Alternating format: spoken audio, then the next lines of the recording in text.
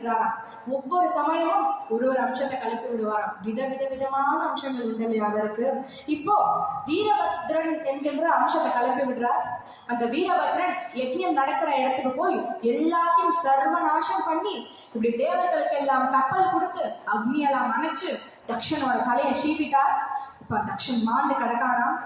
எப்பொழுதுமே தேவர்களுக்கு யாகம் பண்ணதான் சக்தியும் பலம் ஜாஸ்தி. இப்போ யஜ்ஞம் பாதியில நிக்கிறதோடய அவளுக்கெல்லாம் பலம் கம்மியா.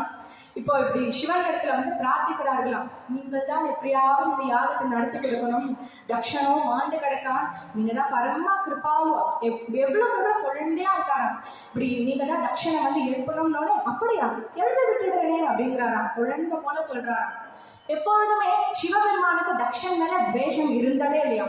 அந்த தக்ஷனோட கர்வம் தான் பிடிக்கலையே தவிர என்னைக்குமே தக்ஷனை பிடிக்கலன்னு இருந்ததே கிடையாதாம்.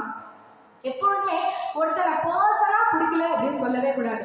அவனோட அந்த குணம் பிடிக்கல, அந்த கர்வம் பிடிக்கலன்னு சொல்லலாமே தவிர அவனையே பிடிக்கல அப்படின்னு சொல்லவே கூடாது. அதே போலதான் சிவபெருமானும் இந்த தக்ஷனோட கர்வத்தை அழிக்கிறதுக்கு தான் இந்த பாடம் புகட்டுறார். இப்போ சிவபெருமான் இங்கேருந்து இந்த அழுக்கா இருக்கே அதை பார்த்துட்டு ஜலத்தை வாயில ரொப்பிண்டு பூண்டு துப்பினாராம் லிங்கத்து மேல.